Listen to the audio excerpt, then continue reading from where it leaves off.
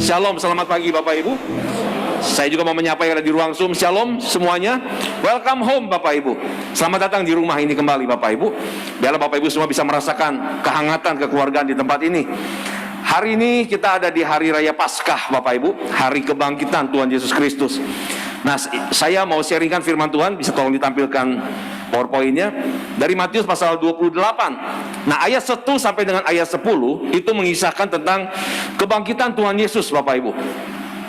Pagi-pagi benar Maria Magdalena dan Maria yang lain itu datang ke kuburnya Yesus Bapak Ibu. Pada saat mereka datang, ketahuilah ini kondisinya, keadaan para wanita ini dan juga para murid-murid pada saat itu.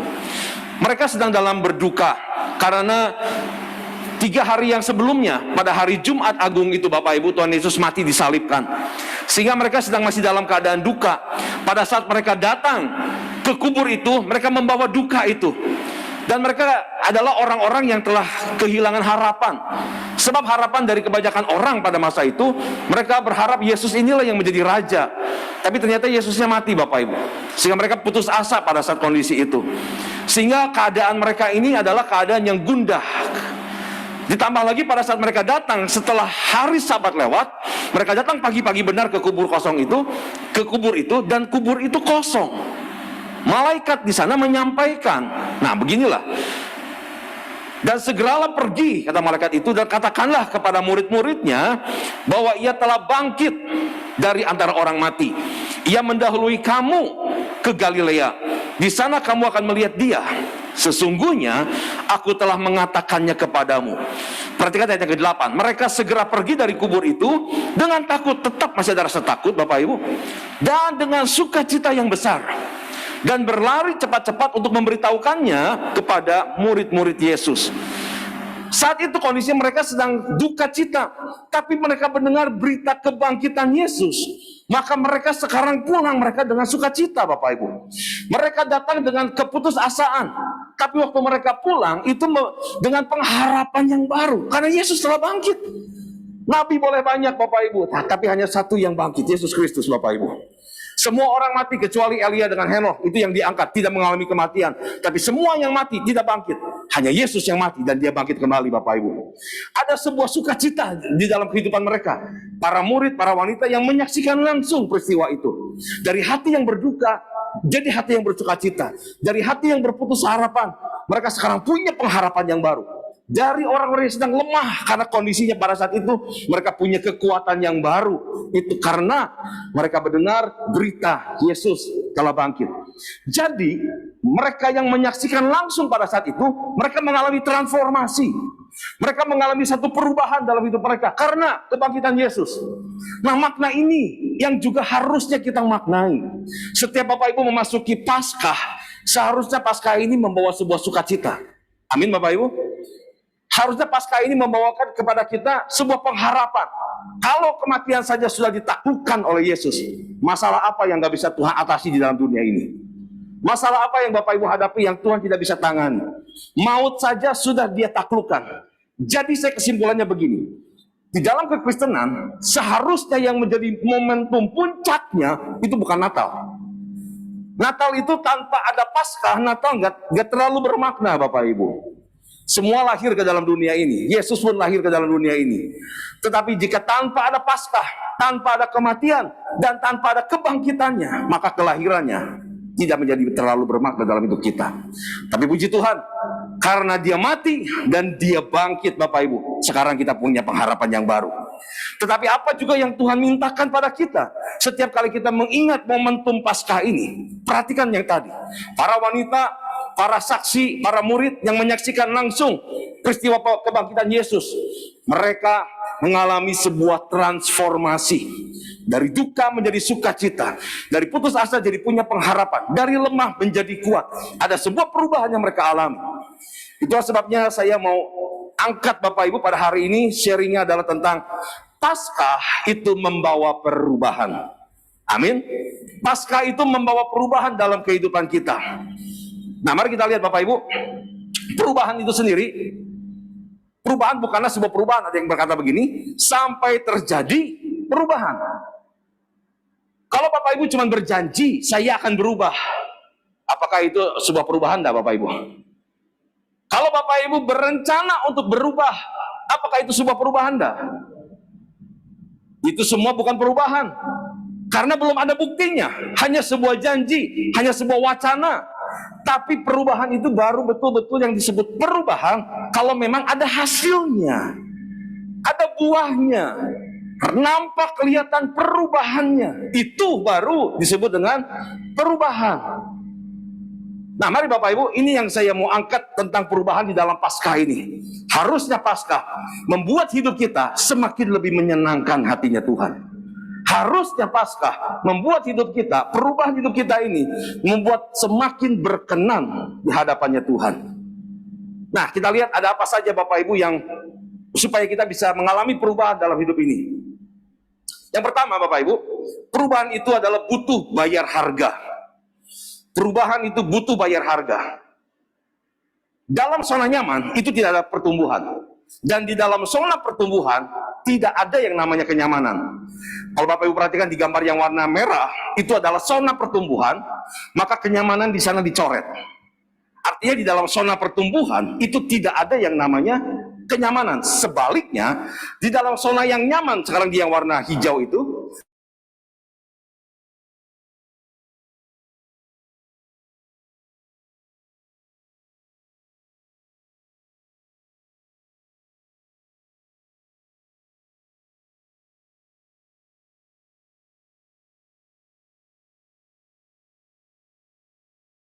pertumbuhan akan menghasilkan sebuah perubahan dalam kehidupannya kita. Tapi ketika kita memilih gak mau yang tadi, hanya ingin yang enak bagi daging kita, maka di dalam kenyamanan itu tidak pernah ada perubahan, tidak pernah ada yang namanya pertumbuhan. Saya ajak Bapak Ibu untuk melihat bagaimana gambaran orang Israel ketika Tuhan bawa keluar dari perbudakan di Mesir menuju tanah perjanjian. Itu menjadi gambaran besar dari kehidupan kekristenan kita. Perhatikan Bapak Ibu, di hari terakhir, di malam terakhir ketika bangsa Israel ini hendak dibawa oleh Tuhan keluar dari perbudakan Mesir, mereka bisa keluar dari sana itu bukan karena kekuatan tangan mereka, tapi mereka bisa keluar dari perbudakan Mesir, lepas dari sana, itu karena kekuatan tangan Tuhan yang besar Bapak Ibu. Sehingga makna Paskah dimulai dari tempat tersebut, dari peristiwa tersebut. Ketika Tuhan bilang bahwa mereka semua orang Israel harus memberikan tanda darah pada palang pintu rumah mereka semua. Sehingga kata pada saat Rohku lewat, kata Tuhan, setiap kali Tuhan lewat melihat ada tanda darah, maka Tuhan akan melewati mereka dan tidak memusnahkan anak-anak sulung di rumah mereka. Itulah yang disebut dengan Passover Bapak Ibu. Tuhan meluputkan, Tuhan lewat dan Tuhan meluputkan. Tetapi jika tidak ada tanda darah, maka setiap anak sulung yang di rumah itu dan setiap anak sulung dari hewan di rumah itu pasti akan mati. Nah, singkat cerita, besok paginya mereka semua berhasil keluar dari Mesir, dari perbudakan yang menekan hidup mereka selama ini di Mesir. Mereka dijanjikan sebuah kehidupan yang baru di tanah perjanjian. Tetapi untuk menuju ke sana, waktu dibebaskan betul, tidak ada peran mereka. Hanya karena kekuatan tangan Allah dengan 10 tulah Bapak Ibu. Tapi perjalanannya menuju tanah perjanjian lewat padang gurun, itu semua perlu ada harga yang mereka harus bayar. Tidak gratis lagi, tidak free lagi Bapak Ibu. Waktu dibebaskan mereka nggak harus bayar apa-apa. Tapi untuk ikut tuntunan Tuhan sepanjang proses perjalanannya di padang gurun sampai mencapai tanah perjanjian, itu tidak free lagi. Ada harga yang perlu mereka bayar di sana. Sehingga waktu mereka bisa merespon dengan benar, ikuti tuntunan Tuhan dengan benar, harganya mereka bayar, mereka bisa masuk ke dalam kehidupan yang baru di tanah perjanjian. Itu gambaran kita. Kita juga semua tadinya dari manusia lama Bapak Ibu. Manusia lama seperti dalam perbudakan di Mesir. Waktu kita dilepaskan dari yang namanya budak dosa, hamba hawa nafsu, hamba dusta, dan segala hamba di dunia ini Bapak Ibu. Dan Tuhan bebaskan itu semuanya free. Tidak ada biaya apa-apa yang Tuhan mintakan pada kita. Cukup percaya kepada Tuhan. Dia lepaskan kita, dilayakkan jadi hamba kebenaran. Tetapi waktu kita mau berjalan di manusia yang baru, itu statusnya manusia baru. Untuk mengalami perubahan jadi manusia baru, itu sekarang gak free lagi. Nggak gratis lagi Bapak Ibu. Ada harga yang harus dibayar. Tuhan Yesus bilang begini. Lalu Yesus berkata kepada murid-muridnya, setiap orang yang mau mengikut aku, ia harus menyangkal dirinya, memikul salibnya dan mengikut aku. Jadi harga yang harus dibayar, perhatikan di sana. Ada penyangkalan keinginan daging atau penyangkalan hawa nafsu. Ada penguasaan emosi atau pengendalian emosi Bapak Ibu. Itu harga yang Tuhan minta untuk kita bayarkan di dalam perjalanan kita mengikut Kristus. Harus mengalah. Harus menahan diri atau berdiam diri. Itu tidak nyaman Bapak Ibu. Harus melepaskan pengampunan. Dan masih banyak sebetulnya yang lain yang saya nggak bisa tuliskan satu persatu di sini. Tapi ini cukup mewakili, menggambarkan harga-harga yang harus kita bayar di dalam kita mengiring perjalanan kita dengan Kristus Bapak Ibu. Karena yang enak bagi kita nih bukan ini sebetulnya. Yang nyaman bagi kita bukan ini. Yang nyaman bagi kita bukan penyangkalan keinginan daging atau hawa nafsu. Tapi yang nyaman bagi kita memuaskan keinginan daging. Betul nggak Bapak Ibu? Memuaskan hawa nafsu, diikuti hawa nafsunya. Itu yang paling enak buat daging kita. Yang paling enak bagi kita bukan pengendalian emosi atau penguasaan emosi, tapi melampiaskan emosi itu. Ya kitanya sih enak Bapak Ibu. Tapi orang yang terlampiaskannya kepahitan. Iya kan? Yang enak bagi kita bukan mengalah. Yang enak bagi kita itu mengalahkan. Mengalah itu kan tanda lemah. Mengalahkan dong, itu namanya kuat. Padahal Bapak Ibu waktu kita mengalah itu untuk menang.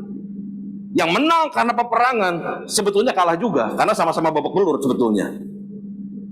Yang enak bagi daging kita bukan menahan diri atau berdiam diri, tapi yang enak bagi kita ketika dituduh, dipersalahkan, itu adalah membela diri. Gak enak untuk berdiam diri.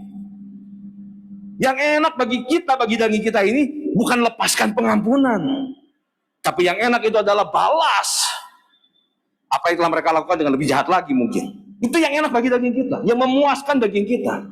Tapi kalau kita hanya terus memilih yang enak tadi, nggak lakukan yang ini Bapak Ibu, memilih yang nyaman bagi kita, maka tidak ada pertemuan di sana. Selama kita hanya memilih yang nyaman untuk daging kita, untuk hawa nafsu kita, tidak ada perubahan di sana. Tapi bagi kita yang mau bayar harganya, maka di sana setiap kali harga yang Bapak Ibu bayar, itu akan membawa kita semakin bertumbuh, mengalami semakin berubah, semakin segambar kembali dengan Kristus. Itulah targetnya Bapak Ibu. Billy Graham berkata begini, to receive Christ cost nothing. Terima Yesus tidak ada harga yang harus Bapak Ibu bayar. Karena itu adalah sebuah anugerah yang Tuhan berikan bagi kita. Anugerah diberikan bukan berarti ini murah. Anugerah ini diberikan, tidak ada biaya, bukan berarti murahan Bapak Ibu. Tidak ada harga karena kita nggak sanggup bayarnya sebetulnya. Darahnya itu menebus kita terlalu mahal. Amin Bapak Ibu. Kita nggak sanggup bayar, Tuhan tahu, makanya digratiskan sama Tuhan. Tapi bukan murahan. Tapi to follow Christ, mengikut Tuhan, cost something. Nggak gratis lagi sekarang di sini. Mengikut Yesus itu ada harga yang harus dibayar. Perjalanan bangsa Israel sekarang keluar setelah mereka dibebaskan dengan tanpa biaya tadi. Mereka berjalan ikut Tuhan, itu ada harga yang harus mereka bayar. Tidak gratis lagi. Demikian dengan Bapak Ibu dan saya. Mengikut Yesus sekarang itu tidak lagi gratis. Ada bagian kita, ada tanggung jawab kita sebagai anak Tuhan. Dan itu yang harus kita lakukan Bapak Ibu. Seperti yang tadi yang Bapak Ibu sudah dengar contoh-contohnya. But to serve Christ cost everything. Artinya Bapak Ibu benar-benar untuk mengikut Yesus, perhatikan. Ada biayanya, ada harganya yang harus kita bayarkan Bapak Ibu. Perhatikan di sini, Wahyu 3 ayat 19. Tujuan Tuhan, waktu kita mengalami semuanya tadi, kita berubah, kita bertumbuh. Tujuannya adalah supaya kita bisa menyenangkan hatinya Tuhan. Yang setuju katakan amin Bapak Ibu. Perhatikan ayat ini. Barang siapa ku kasihi, ia ku tegur dan ku hajar. Sebab itu relakanlah hatimu dan bertobatlah. Kita kenal selama ini Allah yang penuh dengan kasih, Allah yang memberkati, Allah yang menyembuhkan, Allah yang membuat mujizat, Allah yang menolong, Allah yang mengampuni dan seterusnya. Di ayat ini Tuhan sedang memperkenalkan dirinya, sisi kasih yang berbeda dengan semuanya itu, tapi masih sama yang namanya kasih. Bahwa barang siapa ku kasihi, ia ku tegur dan ku hajar. Tujuannya adalah, perhatikan kata terakhirnya, bertobatlah. Tujuan waktu Tuhan mengasihi, mengajar, mendidik kita, mendewasakan kita, menempa kita, ini semuanya hal-hal yang tidak nyaman bagi daging kita ini. Tujuannya adalah supaya kita berubah. Dan perubahan itu tujuannya adalah supaya akhirnya kita bisa menyenangkan Tuhan lebih lagi. Amin Bapak Ibu. Menyenangkanmu, senangkanmu, hanya itu kerinduanku. Menyenangkanmu, senangkan hatimu, hanya itu kerinduanku. Biarlah itu jadi kerinduan hati Bapak Ibu untuk menyenangkan Tuhan. Biarlah Paskah ini menyadarkan kita juga harus berubah supaya semakin serupa dengan gambar Kristus Bapak Ibu. Perubahan sekecil apapun yang bisa Bapak Ibu berikan, persembahkan kepada Tuhan dalam hidup ini, itu akan menyenangkan hatinya. Ternyata ada bagian kita di sini, perhatikan. Barang siapa ku kasih, ya ku tegur dan ku hajar. Artinya ada pendidikan dari Tuhan, ada tempaan dari Tuhan, ada teguran dari Tuhan, ada pendewasaan dari Tuhan. Sebab itu ini bagian kita Bapak Ibu, relakanlah hatimu. Itu yang Tuhan mintakan sama kita. Ketika kita alami semuanya tadi, ketika gak nyaman karena proses, karena zona pertumbuhan, kita gak enak dengan semuanya itu, kita harus belajar ngalah, kita harus belajar ngampuni. Itu tidak nyaman buat kita. Tapi yang Tuhan minta adalah relakan hatimu. Ini bayar harganya Bapak Ibu. Rela hati untuk apa? Rela hati untuk keluar dari zona nyaman. Ini penting. Ini saya dapatkan remaknya Bapak Ibu. Bangsa Israel, mereka gagal masuk tanah perjanjian tadi, yang sudah dibebaskan sama Tuhan, sudah ikut dalam perjalanan, mereka gagal masuk tanah perjanjian karena masalahnya mereka tidak rela hati membayar harganya selama proses dalam perjalanan. Berkali-kali Alkitab mencatat, mereka ini selalu ingat dengan Mesir. Mereka ingat dengan apa yang Mesir bisa berikan baginya. Mereka ingat dengan kesenangan-kesenangan yang ada di Mesir. Bahkan di Bilangan 11 ayat yang kelima dicatat di sana, mereka menangis. Waktu saya baca, saya kira menangis kenapa? Ternyata mereka menangis karena teringat dengan Mesir. Di Mesir mereka bisa makan daging ikan tanpa harus bayar. Mereka bisa makan mentimun, ada bawang prei, bawang merah, bawang putih. Itu makanan kesukaan mereka. Sedangkan di padang gurun mereka tidak dapat itu semua. Saya berpikir Bapak Ibu, kalau saya jadi Tuhan ya, ini memang kurang ajar ini. Aku sudah bebaskan mereka dengan kekuatan tanganku, kata Tuhan. Ketika mereka diproses mengalami sesuatu yang tidak nyaman, lalu mereka selalu teringat dengan Mesir. Mereka berarti tidak rela ikuti Tuhan Bapak Ibu, tidak rela untuk keluar dari zona nyaman mereka. Akhirnya salah satu penyebab ini yang membuat mereka akhirnya gagal Bapak Ibu. Dan waktu Tuhan minta taat sama kehendak Tuhan pada masa itu, demikian bagi kita, taat sama kehendak Tuhan pada masa kini Bapak Ibu, mereka pun tidak melakukannya. Tuhan bilang sama mereka untuk banyak bersyukur pada masa perjalanan padang gurun, tapi yang mereka lakukan banyak bersungut-sungut. Tuhan minta mereka taat, yang mereka lakukan banyak berontak. Tuhan minta mereka menyembah kepada Allah yang hidup, yang membebaskan mereka, tapi mereka menyembah kepada patung lembu emas Bapak Ibu. Reaksi yang mereka berikan inilah yang akhirnya membuat mereka gagal masuk ke tanah perjanjian. Bapak Ibu, yang Tuhan mintakan kepada kita ini mati terhadap manusia lama kita. Kita berubah di sana. Tinggalkan manusia lama kita ini dan masuk kepada kehidupan yang baru. Kita lanjut dulu. Poin yang kedua, bagaimana supaya kita bisa mengalami perubahan. Yang pertama tadi, karena perubahan butuh bayar harganya. Bayar harganya adalah kerelaan hati kita untuk keluar dari zona nyaman dan taat sama kehendak Tuhan. Yang kedua, bahwa perubahan itu butuh pembaharuan. Perhatikan Roma 12 ayat yang kedua. Janganlah kamu menjadi serupa dengan dunia ini, tetapi berubahlah oleh pembaharuan budimu, sehingga kamu dapat membedakan mana kehendak Allah, apa yang baik, yang berkenan kepada Allah dan yang sempurna. Ada dua kata yang hendak saya soroti dari kalimat ini, Bapak Ibu. Yang pertama itu adalah kata berubahlah. Berubahlah ini dalam bahasa Yunaninya itu menggunakan kata metamorfo, yang kita kenal sekarang dengan kata metamorfosis. Di dunia hewan yang mengalami metamorfosis, salah satunya itu adalah ulat yang menjadi kupu-kupu. Ya, metamorfosis itu artinya begini, dia mengalami perubahan bentuk, di mana perubahan bentuk ini hasilnya betul-betul berbeda sekali dengan bentuk awalnya. Ulat dengan kupu-kupu berbeda sekali. Ketika kita sekarang sudah lihat kupu-kupu, kita sudah tidak ingat lagi bagaimana bentuk rupa waktu dia menjadi ulat, karena perubahannya sudah berubah total, berbeda sekali. Dan yang kedua, yang sering kali kita lupakan tentang sifat metamorfo ini, Bapak Ibu, dan sering kali terabaikan, bahwa sifatnya itu tidak bisa kembali ke bentuk semula. Artinya perubahan yang terjadinya permanen. Pernahkah Bapak Ibu lihat ada kupu-kupu yang berubah jadi ulat lagi? Kan tidak ada ya Bapak Ibu ya. Artinya perubahannya ketika dia sudah berubah dari kupu-kupu, dari ulat menjadi kupu-kupu, sifatnya permanen, tidak kembali menjadi ulat. Demikian seharusnya dengan kita. Pada saat kita sekarang sudah menjadi manusia ciptaan yang baru, Alkitab katakan yang lama sudah berlalu, yang baru sudah datang. Kita menjadi ciptaan yang baru, Bapak Ibu. Kita adalah manusia yang baru. Maka seharusnya kita tidak kembali kepada manusia lama. Yang lama sudah mati, sudah dikubur. Ingatkah Bapak Ibu ketika kita dibaptis, selalu kalimat ini yang diucapkan.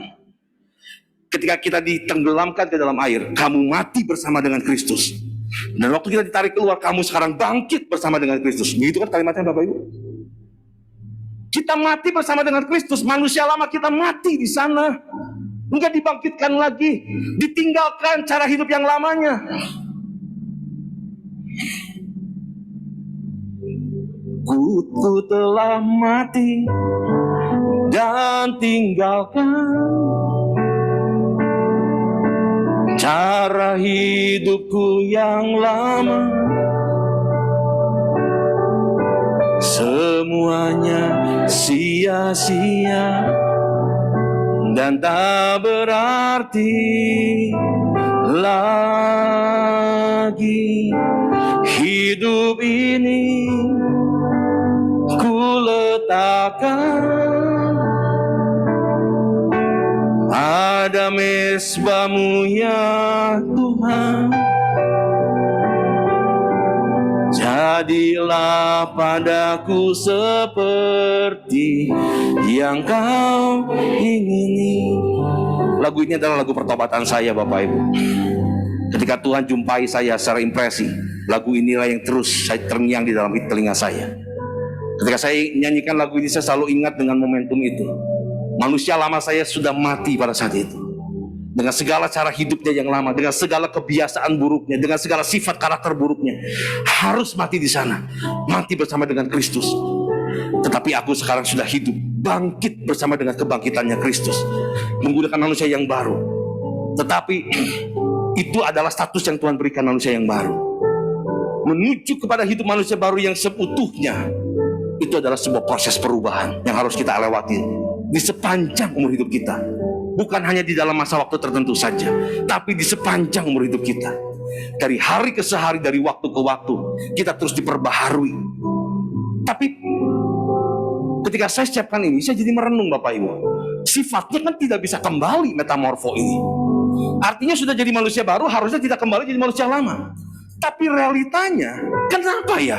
Kok masih banyak orang yang sudah hidup dalam manusia baru, tapi jatuh lagi, manusia lamanya bangkit lagi Bapak Ibu. Atau kita yang sudah hidup dalam manusia baru punya kecenderungan ditarik kembali kepada cara-cara hidup lamanya. Betul kan seperti itu Bapak Ibu? Banyak orang Kristen yang ngalamin seperti itu. Bahkan yang tidak sedikit juga yang kecewa meninggalkan kekristenannya dan hidup kembali seperti manusia lamanya. Nah rupanya di kalimat yang kedua inilah, di kata kedua ini yang menjadi kuncinya, pembaharuan budi. Tadi dikatakan seperti itu. Janganlah kamu jadi serupa dengan dunia ini, tapi berubahlah oleh pembaharuan budimu. Artinya pembaharuan pikiran. Budi itu bicara soal pikiran Bapak Ibu. Karena pikirannya rupanya tidak diisi dengan firman Tuhan. Status kita boleh jadi manusia yang baru, ciptaan yang baru, tapi kalau kita nggak terus diisi dengan firman Tuhan, maka pola pikir kita tidak akan bedanya dengan pola pikir dunia. Ketika Bapak Ibu terus bersentuhan dengan firman Tuhan, membaca Alkitab, kita sebetulnya sedang menyelaraskan pola pikir kita dengan pola pikirnya Tuhan, kehendak kita dengan kehendaknya Tuhan. Karena Alkitab itu berisi tentang pikirannya Tuhan dan kehendaknya Tuhan, Bapak Ibu. Saya dorong Bapak Ibu, ayo baca Alkitab tiap hari.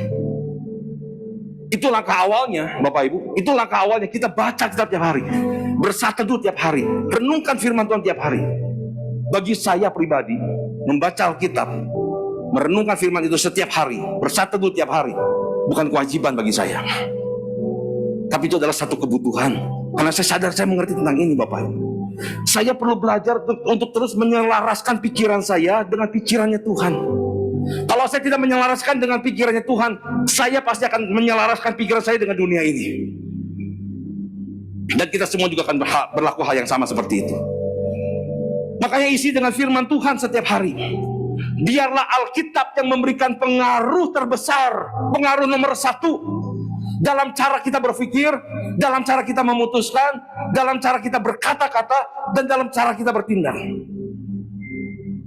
Pengaruh dari yang lain pasti ada, tapi izinkanlah firman Tuhan itu memberi pengaruh terbesarnya dalam hidup kita. Sehingga Bapak Ibu mulai pola pikirnya, cara bicara, cara pandang, paradigmanya, semuanya mulai menyelaraskan dengan apa yang ada pada Tuhan. Disitulah kita bisa bertumbuh. Kita beranjak, gak terus ada di manusia lama, tapi kita sedikit-sedikit bergerak sedikit-sedikit, terus bertumbuh kepada manusia yang baru, karena dituntun oleh firman Tuhan. Itulah sebabnya pemazmur berkata, firman-Mu adalah pelita bagi kakiku dan terang bagi setiap jalan hidupku. Sudahkah kita melakukan itu? Masalahnya saya dorong, makanya Bapak Ibu, ayo di momen Paskah ini kita ambil komitmen, saya mau lebih lagi membaca firman, merenungkannya siang malam. Setiap rema-rema yang Bapak Ibu dapatkan itu membawa kita semakin lebih mengenal Tuhan, semakin lebih peka sama Tuhan, semakin lebih tajam mengenal Tuhan. Yang mau katakan amin, Bapak Ibu? Kalau kita, pesan Paulus dalam Roma pasal 12 ini, 12 ayat yang kedua ini, kalau kita tidak berubah, kita pasti akan semakin serupa dengan dunia. Tapi ketika kita berubah, kita akan semakin serupa dengan Kristus. Pilihan kembali semuanya ada di tangan kita masing-masing. Apakah kita mau semakin bertumbuh, berubah, makin dewasa, makin mengenal Tuhan, dan kita terus bergerak semakin hari, semakin serupa dengan gambar Kristus kembali? Ataukah kita memilih membiarkan hidup kita, pengaruh-pengaruh dunia terus mempengaruhi cara pikir kita, dan akhirnya kita menjadi semakin serupa memang dengan dunia ini? Inilah yang telah kita pelajari pada hari ini, Bapak Ibu. Paskah membawa perubahan, tapi perubahan butuh bayar harga, dan perubahan juga butuh pembaharuan dari hidup kita. Amin, Bapak Ibu. Kerinduan hati saya waktu saya siapkan ini, saya rindu Bapak Ibu semua jemaat di tempat ini alami yang namanya pertumbuhan, semakin lebih menyenangkan hatinya Tuhan, supaya pengorbanannya tidak sia-sia dalam hidup kita. Dia mau lihat hidup Bapak Ibu berubah semakin dewasa, semakin cantik di hadapan Tuhan, semakin ganteng di hadapannya Tuhan, semakin keren di hadapannya Tuhan. Amin, Bapak Ibu. Semakin menyenangkan hatinya Tuhan, sehingga Tuhan benar-benar melepaskan perkenanan dan kesukaannya kepada kita. Hari ini kita akan masuk ke dalam perjamuan kudus. Mari persiapkan hati kita. Bapak Ibu bisa taruh semua Alkitab, buku catatan. Adakah Bapak Ibu yang belum mendapatkan roti dengan anggur? Kalau ada boleh angkat tangannya, nanti teman-teman dia akan membantu. Adakah? Ada, tolong bisa dibantu di depan. Ada lagi? Ada beberapa orang.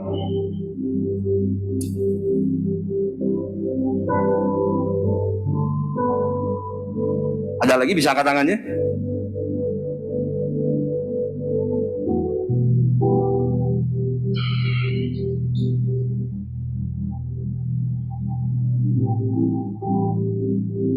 Ya, oke, kalau sudah semua mari kita bangkit berdiri Bapak Ibu semuanya.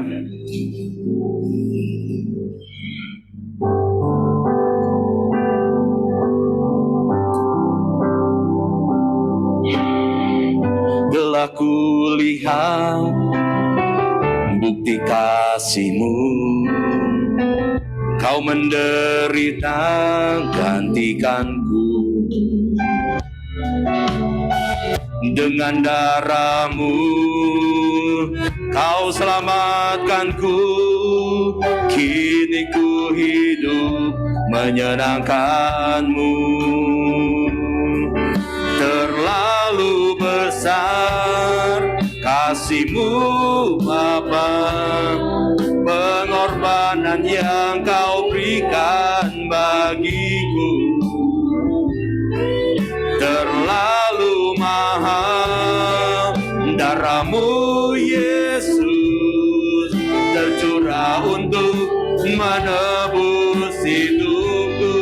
Terlalu besar kasih-Mu Bapa, pengorbanan yang Kau berikan bagiku. Terlalu mahal darah-Mu Yesus, tercurah untuk menebus hidupku. Mari kita katakan dengan lebih sungguh lagi, terlalu besar, terlalu besar kasih-Mu Bapa, pengorbanan yang Kau berikan bagiku. Terlalu mahal darah-Mu Yesus, tercurah untuk menebus hidupku. Terima kasih Tuhan, kami mengucap syukur. Kami sungguh mengucap syukur dan kami sungguh bersuka cita memasuki momen Paskah ini. Karena kami melihat, kami percaya Yesus, Engkau telah mati dan Engkau telah bangkit. Kebangkitan-Mu kubur kosong, membuktikan Engkau hidup. Allah yang kami sembah, Allah yang kami tinggikan.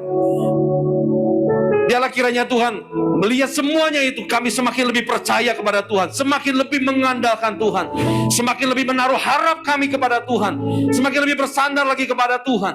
Sebab apa yang tidak bisa Tuhan tangani dalam hidup kami, kalau maut saja sudah Tuhan taklukkan. Sakit penyakit kami bukanlah masalah besar bagi Tuhan. Masalah keuangan kami bukanlah masalah yang berat bagi Tuhan. Masalah keluarga kami bukan masalah yang pelik di hadapan Tuhan. Apapun masalah kami, tidak ada yang lebih besar daripada kuasa Tuhan.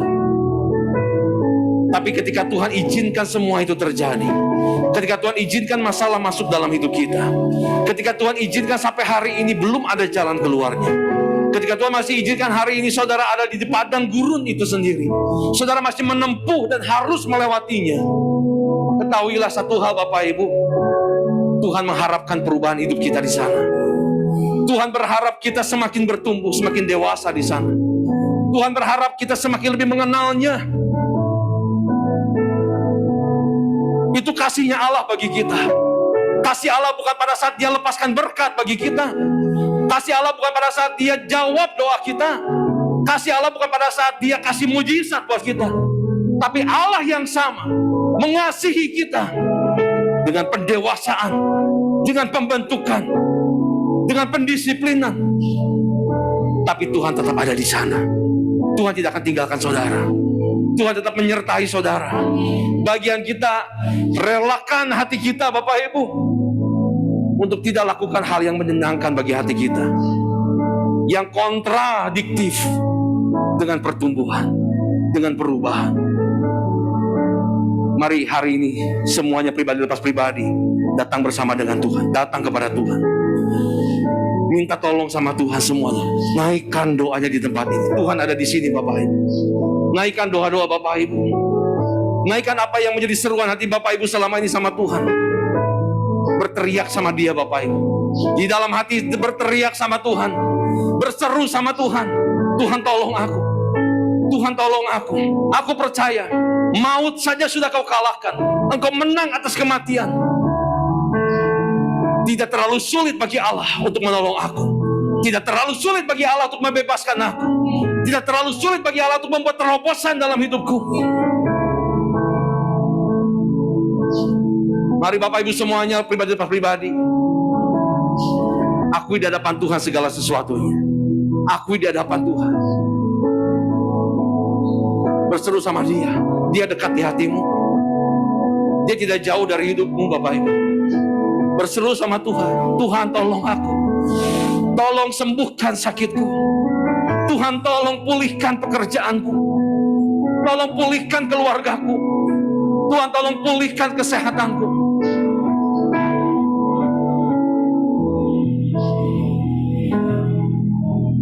Bapak, terima kasih Tuhan, inilah anak-anak-Mu di tempat ini. Di setiap tantangan pergumulan yang kami hadapi masing-masing. Mungkin saat ini sudah ada beberapa di antara kami yang sudah lemah, Tuhan, mulai lemah dan semakin lemah. Tapi hari ini kami bersyukur Paskah ini mengingatkan kami. Kami bangkit kembali ya Tuhan. Kami mau lebih dekat lagi dengan Tuhan. Engkau telah memberikan pengharapan yang baru. Duka cita kami sudah Kau ganti dengan sukacita. Putus asa kami sudah Kau ganti dengan pengharapan yang baru. Kelemahan kami sudah Kau ganti dengan kekuatan yang baru. Sehingga kami akan pulang dari tempat ini, kami bawa semua berkat itu dalam hidup kami. Kami menatap hari depan kami, menatap hari depan yang penuh harapan lagi. Tidak hari depan yang gelap, tapi hari depan yang cerah, hari depan yang terang, secerah daripada janji-janji-Mu bagi hidup kami. Berkati setiap kami Tuhan, berkati. Berkati kami Tuhan, berkati anugerah-Mu turun atas hidup kami. Terima kasih Bapak, terima kasih. Layakan kami Tuhan, kami akan masuk ke dalam perjamuan kudus. Layakan kami. Di dalam nama Tuhan Yesus, kami masuk ke dalam perjamuan kudus ini. Haleluya. Amin. Mari Bapak Ibu kita persiapkan roti kita.